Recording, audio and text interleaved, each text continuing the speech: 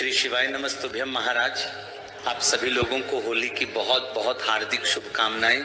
हर साल फाल्गुन महीने की पूर्णिमा के दिन होली का पर्व मनाया जाता है, लेकिन इस बार होली के दिन चंद्र ग्रहण लग रहा है।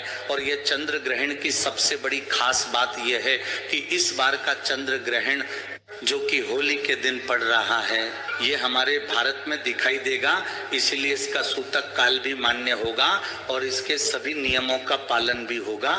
महाराज, होली से पहले होलिका दहन किया जाता है, जो कि शुभ मुहूर्त में करना बहुत ज्यादा जरूरी होता है।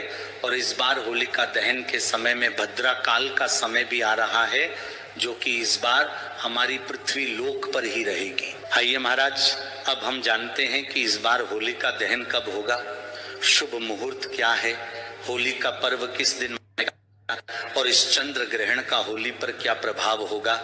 महाराज, इस बार फाल्गुन पूर्णिमा तिथि की शुरुआत 2 मार्च सोमवार को शाम 5:56 पर होगी और फाल्गुन पूर्णिमा तिथि की समाप्ति 3 मार्च मंगलवार को शाम 5:07 पर होगी। ऐसे में होली का दहन इस बार 3 मार्च 2026 मंगलवार के दिन किया जाएगा और रंग वाली होली 4 मार्च बुधवार के दिन खेली जाएगी।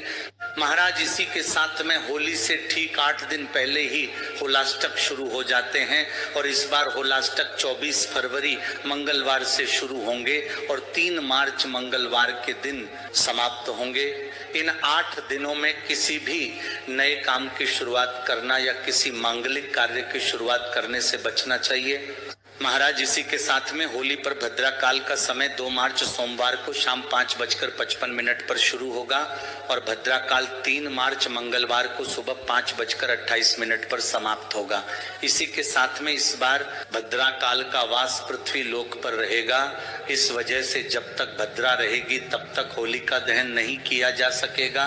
महाराज, ऐसे में 3 मार्च 2026 मंगलवार के दिन होलिका दहन चंद्र ग्रहण और सूतक काल की समाप्ति के बाद ही किया जाएगा। इसलिए होलिका दहन 3 मार्च मंगलवार को शाम 6:46 से लेकर रात 8:50 के बीच में किया जाएगा।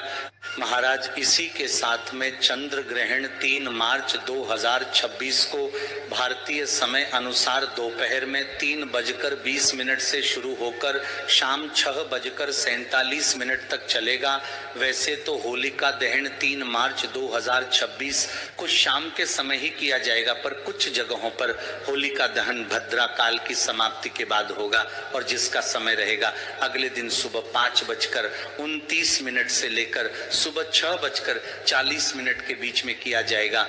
वैसे ज्यादातर लोग ग्रहण की समाप्ति के बाद शाम के समय ही होलिका दहन करेंगे।